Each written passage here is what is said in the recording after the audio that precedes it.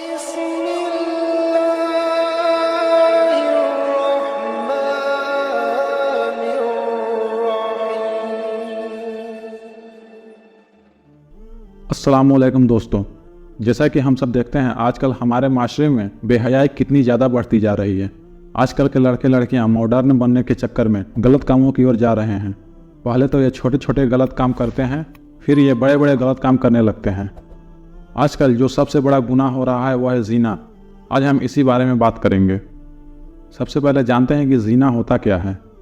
اگر کوئی مرد ایک ایسی عورت سے صحبت یعنی انٹرکورس یعنی ہم بستری کرتا ہے جو کہ اس کی بیوی نہیں ہے تو یہ زنا کہلاتا ہے۔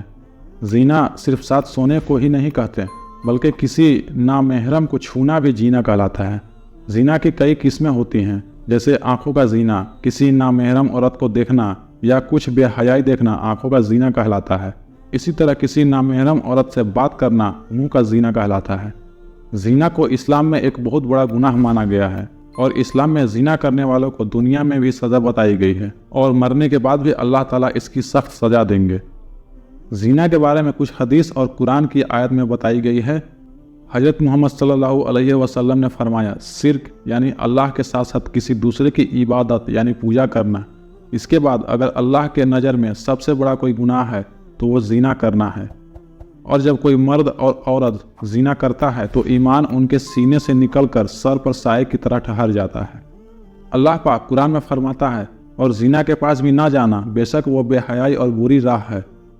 حضرت موسیٰ علیہ السلام نے اللہ سے جب زنا کی سزا پوچھی تو اللہ تعالیٰ نے فرمایا، آگ کی ذرہ پہناؤں گا، یعنی لوہے کا لباس جو آگ سے بنا ہوگا، وہ ایسا بھاری ہے کہ اگر بہت بڑے پہاڑ پر رکھ دی جائے تو وہ بھی ٹکڑے ٹکڑے ہو جائیں۔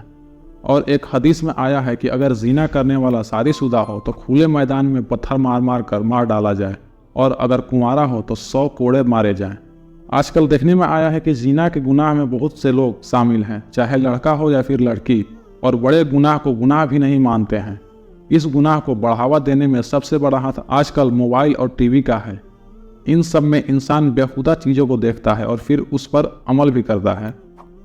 اگر کوئی کنوارا لڑکا یا لڑکی زنا گناہ کرتا ہے تو اس کا گناہ اس کے ماں باپ کو بھی ملتا ہے، کیونکہ ان کے اوپر فرض ہے کہ وہ اپنے بچوں کی شادی جلدی کر دے جس سے وہ اس گناہ سے بچے رہیں۔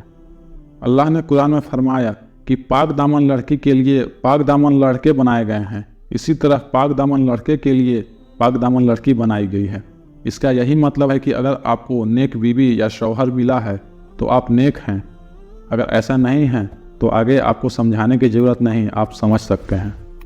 میرے پیارے دوستو، زنا کی اور بھی سزائیں ہیں، اس لیے جہاں تک ہو سکے خود کو بھی اس گناہ سے بچائیں اور اپنے دوستوں کو بھی بچائیں۔ جہاں تک ہو سکے ایسی چیزوں سے بچیں جو آپ کو اس گناہ کی اور لے جائے۔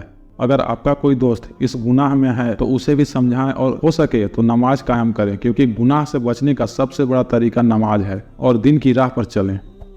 اللہ ہر مسلمان کو اس گناہ سے محفوظ رکھے۔